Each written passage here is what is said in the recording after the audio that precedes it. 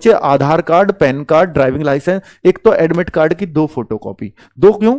एक रख लेना अपने पास, एक लेकर के जानी है। बिना एडमिट कार्ड के मत चला जाना, वरना भगा देंगे वो। और वहां उम्मीद मत करना कि वहीं निकलवा लेंगे सेंटर से, कोई नेट वाला कैफे वाला ढूंढ के। ऐसे मत, इस आधार पे मत जाया करो एग्जाम के लिए। ये भी एक एग्जाम ही है। तो आधार कार्ड या पैन कार्ड या ड्राइविंग लाइसेंस या वोटर आईडी, इनमें से कोई सी भी एक चीज है आपके पास तो वो चल जाएगी, ठीक है। बाकी 10th की मार्कशीट और 12th की मार्कशीट, ये 10th और 12th क्यों लिखा है? 10th की तो लेकर के जानी है हर बच्चे को। अगर आपने अपनी जो हाईएस्ट क्वालिफिकेशन है और मैं ग्रेजुएट हूं भाई, मैं तो ग्रेजुएट ही भरूंगा, तो भैया अगर आपने ग्रेजुएशन भर दी है तो आपको 10th के भी डॉक्यूमेंट लेके जाने हैं, 12th के भी लेके जाने हैं, ग्रेजुएशन के भी लेके जाने हैं। लेकिन अगर आपने सिर्फ 10th भरा है वहां पर अपनी हाईएस्ट क्वालिफिकेशन में फॉर्म में, तो 10th के बहुत है उनके लिए। उनको कहते हैं कि हमें सिर्फ 10th बच्चा चाहिए, हमें मतलब नहीं है आप ग्रेजुएट हो या क्या हो। पर अगर आपने ग्रेजुएट भर दिया फॉर्म में तो फिर हमें डॉक्यूमेंट चाहिए, ठीक है। अब दूसरा बच्चे सबसे इंपॉर्टेंट डॉक्यूमेंट, देखिए 10th, अब डॉक्यूमेंट्स क्या होते हैं? 10th का एक सर्टिफिकेट होता है, एक मार्कशीट होती है। कई सारे बच्चों की मार्कशीट सर्टिफिकेट एक ही पे होता है, सनद मार्कशीट बोलते हैं जिसको। तो वो एक हो सकता है, वो 2 भी हो सकते हैं 10th के। 12th का भी एक हो सकता है, 2 भी हो सकते हैं। और ग्रेजुएशन के आपके 3 साल के अलग अलग लेके जाने पड़ेंगे, first year, second year, final year. और अगर आपके पास एनसीसी का सर्टिफिकेट है तो वो भी लेकर के जाना है, अभी वो क्लेम होगा। अब कोई बच्चा ऐसा है कि सर मैंने ना ऐसे ही भर दिया था एनसीसी का सी सर्टिफिकेट और मेरे पास है नहीं, या मेरा मिल नहीं गया, मेरा खो गया, तो भाई आपको बाहर कर देंगे। ऐसा नहीं है, फिर आपके उन मार्क्स घटाएंगे या कम करेंगे, नहीं, बाहर हो फिर आप, क्योंकि आपने कुछ कई बच्चों का सिलेक्शन रोक दिया है आपने ऐसे भर के। तो फॉर्म बड़ा इंपॉर्टेंट होता है और उसकी वैल्यू जब डॉक्यूमेंट वेरिफिकेशन कराते हैं तब समझ में आती है।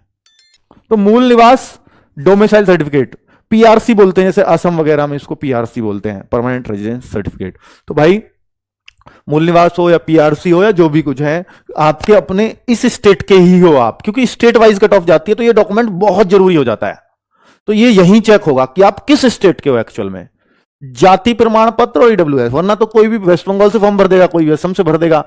तो भाई, और देखो अगर आप हो मान लो बिहार के या यूपी के और आपने वेस्ट बंगाल से फॉर्म भर दिया या गुजरात से भर दिया या असम से भर दिया, मणिपुर से भर दिया, मेघालय से भर दिया, है ना, अरुणाचल प्रदेश से भर दिया कि इधर की कट ऑफ कम जाती है तो मैं उधर का भर देता हूं, तो भाई अब ना वो भी चालाक हो गया, उनको भी पता चलने लगा है कि ऐसे भी बच्चे आने लगे हैं भर्तियों में। जब वहां गए तो वहां देखा कि भाई आप असम या भर्ती तो हो गई, शुरू के बैचों में ऐसा हुआ, फिर वो वहां से वापस भेजे गए। ऐसा नहीं है कि वो चल गए वहां, वापस भेजे, फिर नौकरी लगे लगाए।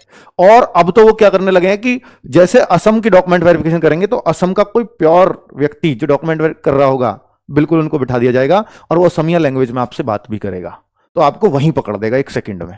और ऐसे बच्चों को जेल भी हुई है। तो प्लीज अपनी लाइफ खराब करने ऐसे मत जाना। अगर ऐसे आपने डॉक्यूमेंट बनवा के अर्जी फर्जी, और अगर आप वहां जाते भी हो तो आप पकड़े जाओगे, मारे जाओगे, ठीक है। तो आप आगे भी फ्यूचर में भी नहीं बैठ पाओगे, फिर किसी भी एग्जाम में नौकरी भूल जाओ फिर आप। तो ऐसी चीजें मत करना, ठीक है। मैं आपको एक गाइड होने के नाते इतनी सलाह दे सकता हूं बच्चों। तो जाति प्रमाण पत्र, ये क्या है? कास्ट सर्टिफिकेट, हाँ बिल्कुल। अगर आप ईडब्ल्यूएस के हैं, ओबीसी के हैं, एससी के हैं, एसटी के हैं, तो आपको एक कास्ट सर्टिफिकेट देना होगा। अगर आप जनरल कैटेगरी में आते हैं तो ये नहीं लगेगा। मूल निवास सबका लगेगा।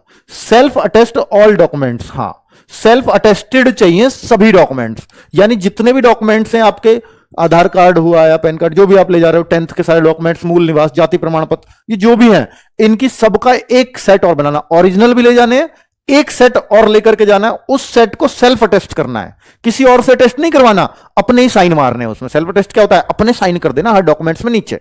ऐसे मत करना कि जहां मार्क्स लिख रहे हैं वहीं पे साइन मार दो, मार्क्स ही नहीं दिखाई दे रहे हैं कितने हैं नीचे डॉक्यूमेंट्स में, व्हाइट पेपर प्लेन, मतलब किसी लिखे हुए पर मत मारना। तो 4 पासपोर्ट साइज फोटोज, तो 4 पासपोर्ट साइज फोटो, ये लिखा नहीं है हालांकि, पर ये जरूरत पड़ जाती है कई बार, तो इनको लेकर के जाना। 2 photocopy sets of all document, 2 लिख दिए मैंने, पर एक ही मांगी है, ओरिजिनल प्लस एक और, ठीक है। 2 एक अपना डॉक्यूमेंट्स की रख लो यार, जरूरत पड़ जाती है कभी भी। और ये सेल्फ अटेस्टेड रखने हैं सारे डॉक्यूमेंट्स। ये आधार कार्ड भी है तो सेल्फ अटेस्टेड जाएगा। बाएं हाथ का अंगूठा साफ रखें, ये उन्होंने बोला है कि जब आपका बाएं हाथ का अंगूठा लिया जाएगा ना तो पता लगती है कि यार बहुत गंदा हो रहा है, अब आपको धुलाने के लिए भेज रहे हैं, स्प्रिट ले रहे हैं, तो वो थोड़ा साफ रखना, वो लिए जाएगा वहां पे, ठीक है। और जब बाएं हाथ का बहुत मतलब दिक्कत में होता है तो शायद वो दाएं का भी मांग लेते हैं कई बार। तो एनसीसी सर्टिफिकेट, एनसीसी का सर्टिफिकेट अगर किसी ने भरा है फॉर्म में तो उनसे ही मांगा जाएगा, बाकी कोई जरूरत नहीं है, कोई आवश्यकता नहीं है। तो भाई ये मैंने एक ब्रीफ में लिख दिए ताकि सब बच्चा इसका स्क्रीनशॉट ले लें और क्या क्या